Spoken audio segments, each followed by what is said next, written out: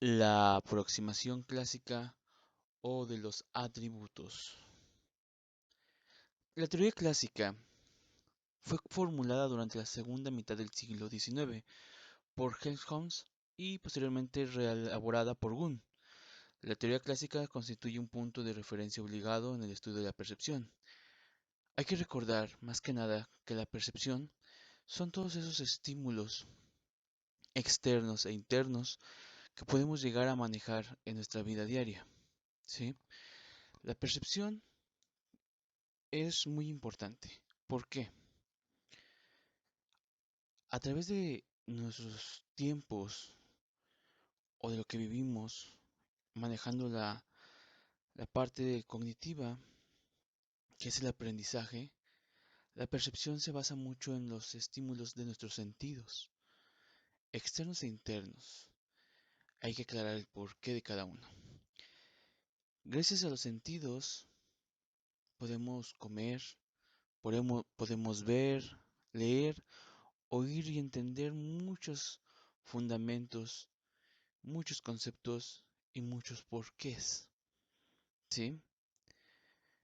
La teoría clásica se basa principalmente en todo lo que nos rodea, en todo nuestro entorno, basándose en Helmholtz, que es uno de los principales autores que hablan de esto de la percepción, que nos ayuda mucho a nuestro aprendizaje, nos ayuda mucho a escuchar, también a hablar. Y Gunn, uno de sus discípulos, el cual más adelante habla que elaboró el primer laboratorio, ¿cierto o no? Bueno, la percepción nos ayuda a recordar, a tener una mejor memoria, un mejor pensamiento, una mejor fantasía, un mejor sueño. ¿Por qué? Bueno, tomando un ejemplo, cuando uno convive con alguien, sea familiar, sea amigo, un ser querido, se te graba en tu cabeza la forma de cómo se para, de cómo habla, de qué muecas hace, qué muletillas.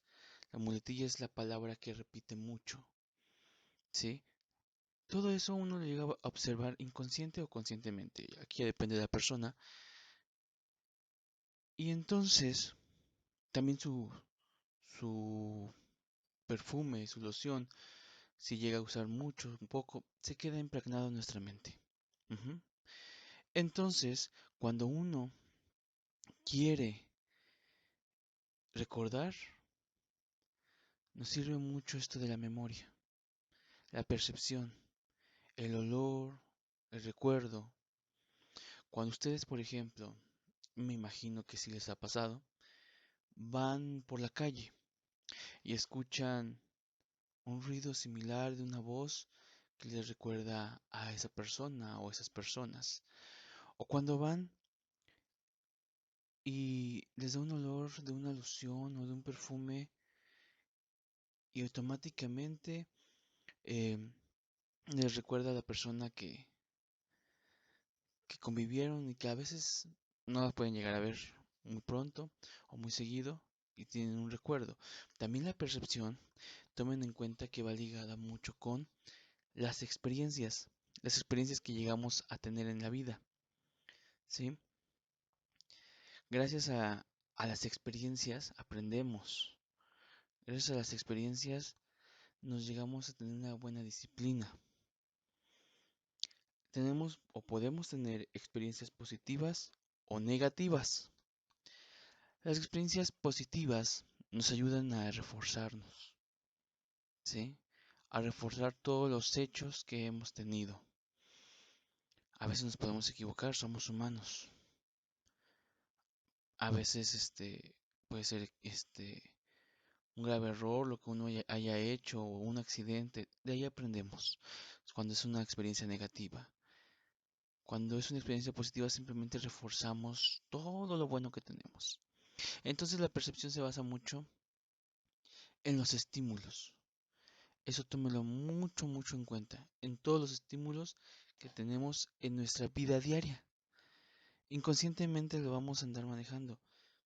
Inconscientemente lo que comen, lo que escuchan, lo que ven, lo que tocan, lo que huelen, todo eso va ligado a la percepción, a nuestros recuerdos, a nuestra memoria.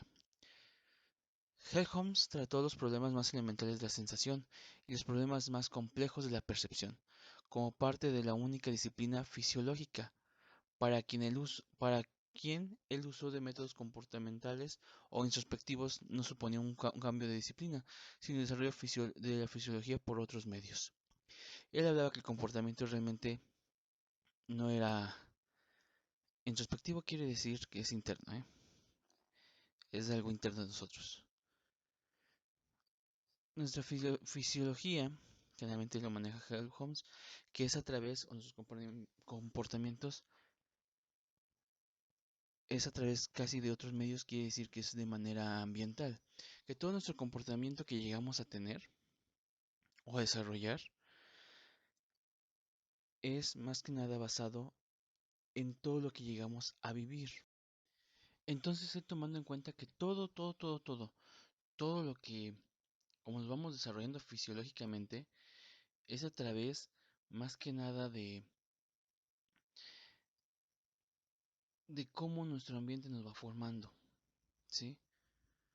Él habla más que nada que la experiencia pasada de un sujeto es transformada por la sensación de la percepción, ¿sí? Las experiencias que llegamos a tener, él mismo hablaba que nos va transformando, ¿sí?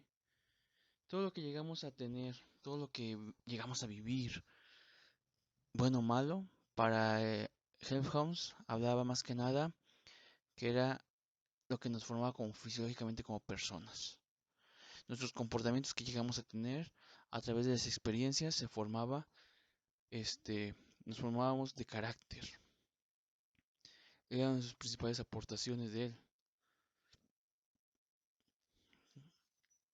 Y es cierto, o sea, hasta cierto punto, muchos caracteres que llegamos a tener, una parte es genética, ¿sí? Cuando es genética, sabemos que es de papá y mamá. Pero hay que recordar que nuestra personalidad está formada por varios porcentajes, vamos a tomarlo de esa manera. Uno es la genética, otro es lo ambiental y el tercero es de manera individual. ¿Qué quiere decir el tercero? Que el tercero nosotros realmente decidimos al final cómo queremos comportarnos. A lo mejor van a pensar, pero ¿cómo es eso? Ok.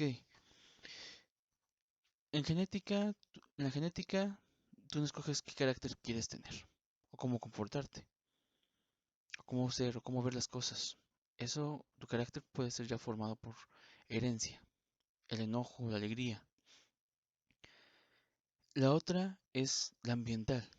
Son las experiencias que tú vas teniendo, buenas o malas, y te van a ir formando y decidir qué quieres hacer. En este punto se desarrolla el tercer porcentaje, que tú decides lo que tú quieres. A lo mejor tuviste experiencias malas y a lo mejor te perjudicaron en cierto punto. A veces esas experiencias malas uno los llega a repetir sin querer y va formando tu carácter. A veces dices, puedes tú también decir, soy muy enojón, soy muy enojona, y lo que vas a hacer es a lo mejor reprimir ese punto de enojo y tratar de no sacarlo, aunque de manera genética tú ya lo tienes, tratas de reprimir y no sacar tanto coraje y te lo guardas. Muchas personas hacen eso. A veces no quieren sacar mucho el enojo, la alegría y no demostrar tanta euforia o tanta tristeza. A veces los guardan. Solamente que tomen en cuenta que el cuerpo a veces también responde. Si no descargas todo lo que tú llegas a tener, el cuerpo responde a través de los órganos. Acuérdense, no sé si a ustedes les ha pasado que cuando se llegan a enojar, duele el estómago, duele la cabeza, o cuando se están muy tristes también puede llegar a pasar lo mismo. Entonces, este, también también el cuerpo responde si se llegan a guardar muchas cosas. Pero bueno, a través de este autor, él habla que todo es complejo, sí, todo es complejo, pero que nos vamos formando a través de nuestras experiencias. Ahora, Wundt, como se había dicho, era discípulo de Hell Holmes. Publicó su primer laboratorio dedicado y especialmente de una manera experimental, pero para estudiar nuestros sentimientos y nuestras emociones. Hay que recordar que tenemos 6 emociones, que es el miedo, la tristeza, el desprecio, enojo, ira y sorpresa, ¿sí? Son 6 emociones de las cuales tienen muchos, muchos sentimientos. Hay que recordar que existen 4 emociones negativas, una emoción que es entre negativa y positiva y una emoción positiva. Es por eso que a veces como ustedes pueden a veces notar, que por qué muchas personas a veces están muy negativas. Bueno, hay que tomar en cuenta que nuestra base de emociones, el 80%, no, el 80, no, cierto, el 75%, sí, 70%. El 70% es negativo. ¿Por qué? La alegría es la positiva. El desprecio o desagrado, como a veces le llaman, el miedo, la ira y la tristeza son los negativos. Y la sorpresa es entre sí y entre no. La sorpresa puede haber sorpresas positivas y puede haber sorpresas negativas. Entonces ese es el intermedio. Por eso a veces las personas, en general, eh, llegan a demostrar más emociones negativas que positivas. Porque son más. Es más lo que tenemos en eso. Bueno, él también habla mucho, aparte de su experimento de psicología experimental sobre los sentimientos y las emociones, se basa mucho a conocer el nombre del estructuralismo. ¿Qué es el estructuralismo? Bueno, es uno de los fundadores de esta teoría, el cual habla sobre cómo el ser humano, cuando llega a ser adulto, a veces tenemos problemas de todo tipo y va con un profesional. En este caso, por ejemplo, puede ser con un pedagogo, que aquí también, ustedes como pedagogos también pueden entrar en esto del estructuralismo, un psicólogo, en el cual quiere, quiere entender por qué a veces es así la persona. Sé que se basa un poquito más en la psicología, pero también a veces el pedagogo por algo también interviene mucho para entender a la persona y a poderle ayudar. Así que generalmente la persona siempre va a ir a la persona que tenga más confianza, pues a lo mejor con ustedes, con otra persona, y contarles lo que siente. El estructuralismo simplemente habla de cómo la persona está formada desde la panza de su mamá, desde el vientre de su mamá, hasta la edad adulta. Explica de cómo nos vamos a ir formando poco a poco, cómo vamos creciendo poco a poco y vamos formándonos como personas hasta llegar a una edad adulta. Pues se llama estructuralismo, es de estructurar. Nos estructuramos este, nuestra propia fisiología, nuestro propio comportamiento, nuestra propia conducta, nuestra propia emociones y nuestra propia disciplina. De eso habla el estructuralismo, desde la infancia hasta la edad adulta. El punto de vista clásico afirma que nuestra percepción de los objetos y de los acontecimientos está determinada por nuestra estructura mental y que no nos han venido dadas formas innatas, sino que son el resultado de procesos de aprendizaje perceptivo a partir de experiencias sensoriales elementales. Bueno, a este punto hay una palabra muy importante, innata. ¿Qué quiere decir innata? Esto es aprendizaje que ya nacemos con él, ¿sí? Que ya crecemos con esa parte desarrollada que nos ayuda a poder ya sea expresarnos, ya sea movernos, ya sea expresarlo de algo artístico, que es donde más se basa lo innato, o más que nada más se ve. Por ejemplo, una persona que practica muchos deportes, o una persona que le gusta mucho el fútbol, le gusta mucho el básquetbol, a lo mejor desde muy joven o muy niño, lo practica o lo hace o lo juega más bien de maravilla. O una persona que toca algún instrumento desde niño lo toca muy bien, como si fuera un adulto. Nacemos con algo innato. Esas personas lo desarrollan de maravilla porque ya nacieron con eso innato. Todos, de una u otra forma crecimos o nacimos con algo innato. La teoría clásica dice que no. Ellos dicen que realmente nos vamos a ir formando, que lo innato no existe, que todo eso que llegamos a desarrollar, este, lo vamos reforzando a través del tiempo. Pero yo me puedo preguntar, aquí tomando en cuenta esta teoría, ustedes como pedagogos, bueno, pedagogos, futuros pedagogos, yo como psicólogo ya formado, por algo escogimos la carrera, por algo la, la escogimos, sea primera opción, sea segunda opción, sea cualquier opción, están en la carrera, ¿sí? Se supone que algo nos llamó de interés, se supone que ya la escogimos, la estamos estudiando y la entendemos. Así va a haber cosas que a lo mejor se nos van a complicar un poco, pero por lo general la entendemos. Entonces, aquí es un poco contradictorio con la teoría clásica en este punto de lo innato. Quiere decir que sí nacimos con algo innato. Quiere decir que nacimos con el innato de la pedagogía, de la psicología, y por algo la estamos estudiando y simplemente estamos reforzando algo que nos gusta. Por eso la podemos entender muy bien, sea una u otra carrera, porque ya es algo innato que tenemos. Sí, a lo mejor algunos de ustedes podrán hablar más de un idioma, o poder tocar muy bien el instrumento, o hacer muy bien un deporte, porque es otra cosa innata que también ya tenemos. Tenemos muchos aspectos innatos, simplemente hay que aprender a eh, desarrollarlos, porque a lo mejor yo les puedo preguntar, oye, ¿qué habilidad o qué te gusta hacer? Y me pueden decir, "Pues nada, no me gusta hacer nada". Ya estando en la carrera y sentado en ese banco, escuchando estos audios, ya estás desarrollando algo. Todo profesionista, todo oficio también. A lo mejor en ciertas situaciones es por necesidad, por trabajar y tener algo para poder comer y vivir. Pero si lo sabes hacer muy bien, ya es algo innato. Lo innato es algo que ya sabes hacer, que sabes hacer ya muy bien y con mucha facilidad también.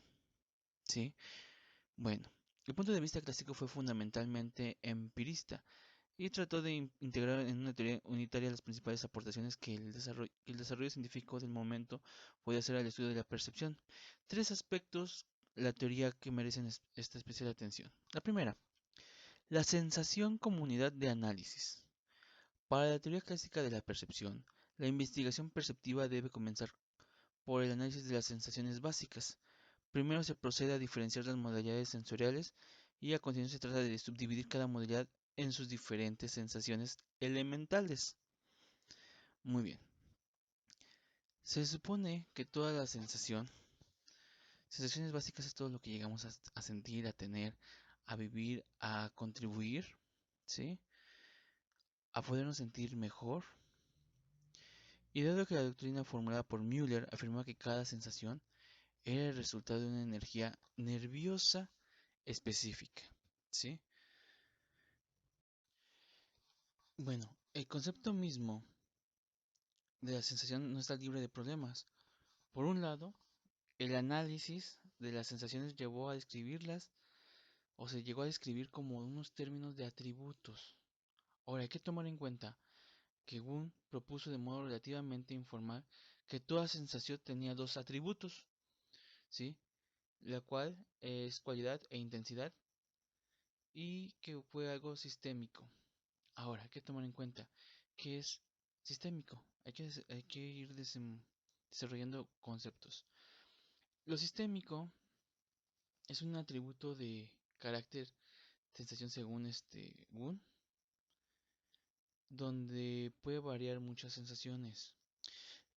Si nos vamos de manera sistémica, y una teoría sistémica es toda aquella relación que tenemos de manera individual, de manera como una pareja o de manera familiar. Entonces, al tomar en cuenta lo sistémico y al tomar en cuenta las sensaciones, es cómo llegamos a veces a convivir o a tener un acercamiento con las personas que más queremos, ¿sí? Tomando en cuenta este, la convivencia y la comunicación de cada uno. También se podría decir, y hay otro autor que aquí no se habla mucho, que es Culpe. Culpe habla también sobre las sensaciones que corresponden a los sentidos, ¿sí? Pero él maneja tres atributos: la cualidad, la intensidad y la duración, en la cual es muy importante que en la cualidad y la intensidad es cómo tú convivas y cómo tú manejes las cosas con las personas. La duración, bueno, aquí depende mucho cómo es la convivencia con cada uno, cómo puedes convivir o vivir. Y más que nada, yo siempre les he hablado mucho que la comunicación es muy importante, ya que si hay buena comunicación, la duración será para siempre, si se puede, y si no, por lo menos un buen tiempo. La sensación como una unidad de análisis es muy importante. ¿Por qué? Porque aquí se va a tomar en cuenta mucho cómo convives, cómo vives y qué tanto es la convivencia con los demás.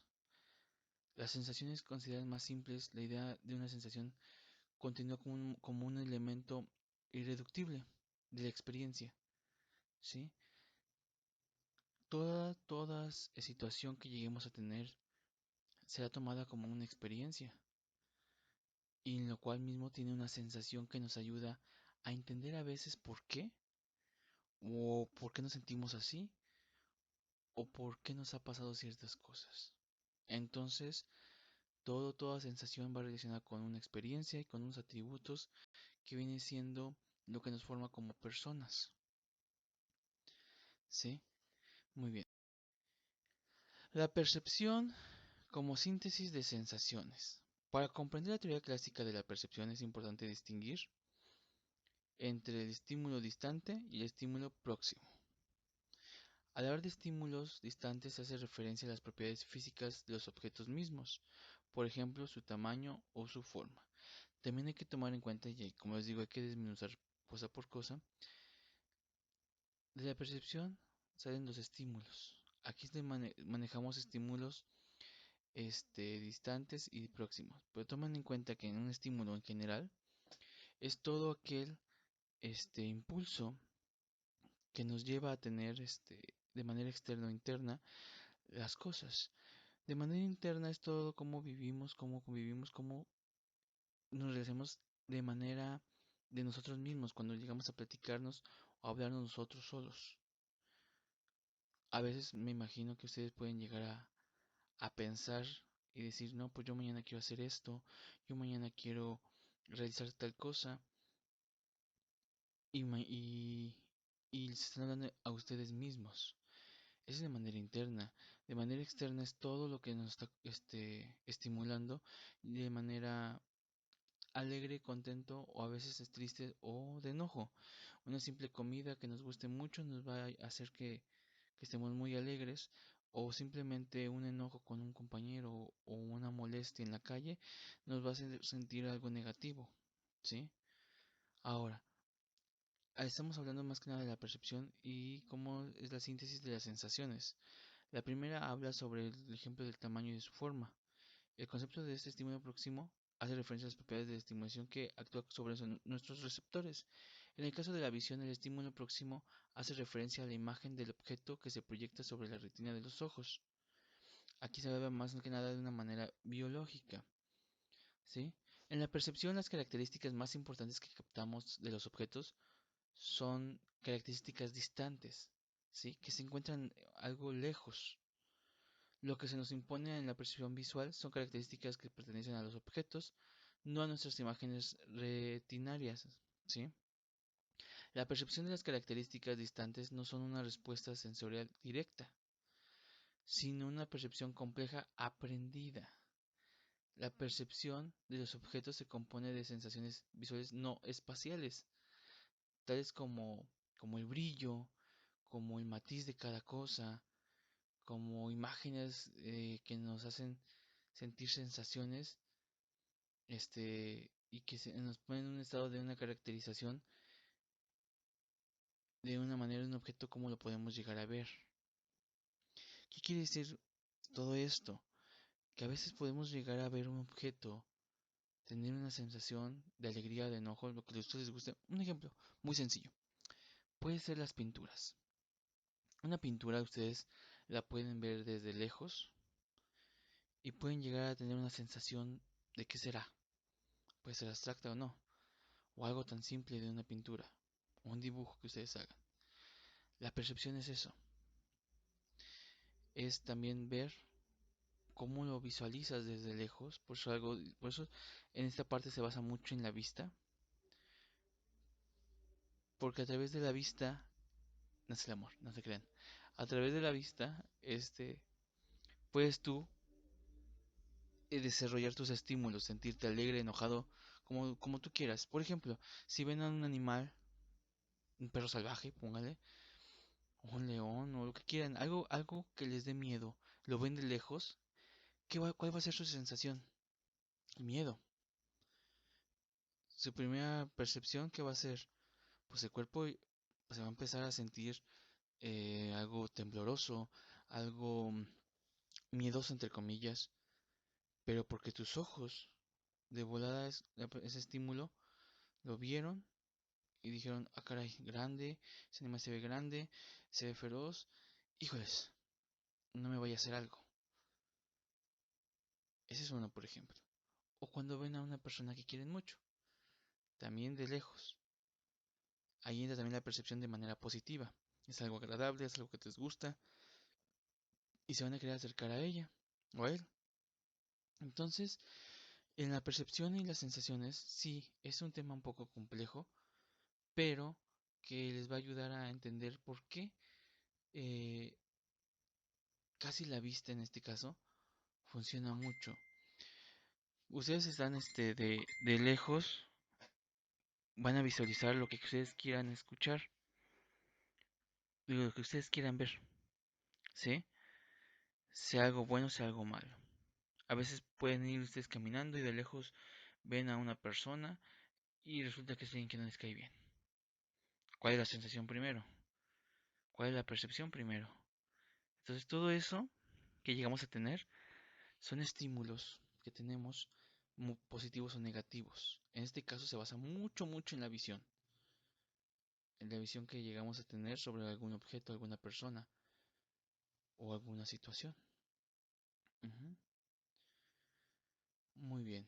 Entonces vamos por el siguiente tema que es la inferencia inconsciente. Hay que aclarar qué es el inconsciente antes de todo esto. El inconsciente viene siendo todo eso que a veces nos guardamos, todo ese pensamiento que nos guardamos, nos reprimimos y que no queremos demostrarlo ni sacarlo. Eh, a veces por situaciones de la situación que lleguen a tener, saldrá, saldrá el inconsciente, hablará. Ustedes pueden estar ahorita conscientes y decir, ah, yo tengo esto guardado y nunca lo voy a decir, o no quiero decir ciertas palabras de cierta persona porque no quiero lastimarla, también se vale. Pero tomen en cuenta que a veces en una situación que se encuentren de manera, ahora sí vamos a pasarnos en los estímulos, que saquen de manera agresiva, de manera salvaje, de manera que no son ustedes mismos, saldrá ese inconsciente. Un ejemplo, cuando alguien toma de más, el inconsciente sale y empieza a decir un montón de cosas que tenía guardadas. O también cuando se encuentran enojados o molestos con esa persona, pero a veces dicen, no, pues es que yo me llevo realmente bien, a lo mejor ahorita nos enojamos, nos molestamos y trato mejor de guardármelo. Pero curiosamente a lo mejor pueden llegar a tener otro conflicto y ese enojo va a hablar. Y lo que tú no querías decirle a esa persona para no lastimarlo, curiosamente en ese momento lo vas a sacar y ahí sí, sí vas a lastimar a esa persona. O vas a decirle por lo menos lo que piensas de ella. Ese es el inconsciente, todo lo que nos queremos reprimir, por algún u otro motivo. Ujú. Muy bien, Helmholtz también proporcionó una teoría sobre la forma de que nuestro sistema perceptivo aplica la regla. Cuando percibimos un objeto del mismo tamaño a pesar de sus cambios en la distancia a que se encuentra de nosotros es porque hemos aprendido a hacer algo que produce el mismo resultado que tomar en cuenta la distancia.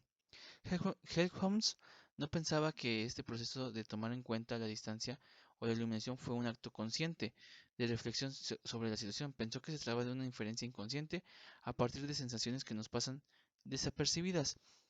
¿Qué quiere decir aquí? Un ejemplo a lo que este autor menciona. Cuando ustedes, por ejemplo,